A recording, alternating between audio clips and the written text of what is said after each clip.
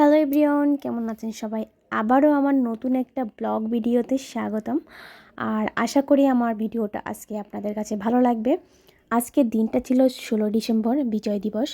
বাঙালি জাতির জীবনে এই দিনটা খুবই গুরুত্বপূর্ণ। আমরা চলে এসেছি ঘুরতে চন্দ্রিমা উদ্যানে। আমরা পতাকা নিতে আসছি এই দোকানটাতে। বিজয় দিবসে ঘুরতে অবশ্যই পতাকা, তারপর ব্যানার তো নিতেই হবে। ব্যানার বলতে কপালে যে ব্যানারটা দেওয়া হয় ওইটার কথা বলছি।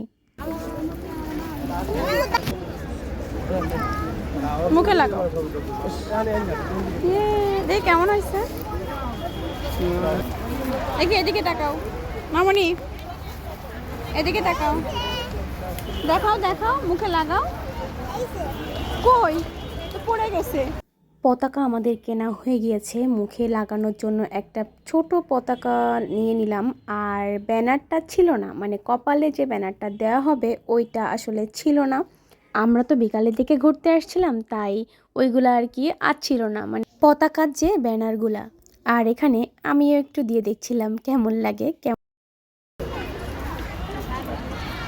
এই যে কপালে যেটা দিলে ওইটা দিলে ভালো লাগতো। না না, ওই যে এই ব্যানার নাকি আছে। না না, এটা চিড়িয়াখানা না তো, এটা হচ্ছে চন্দ্রিমা উদ্যান।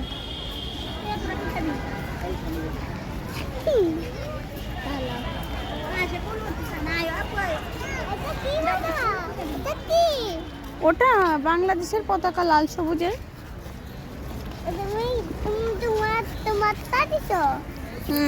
তোমাকে কিনে দিচ্ছি না।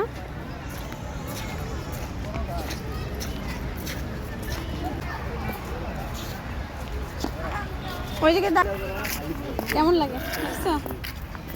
ভালো লাগে? ভালো করে দেখো কেমন লাগে। ভালো লাগে?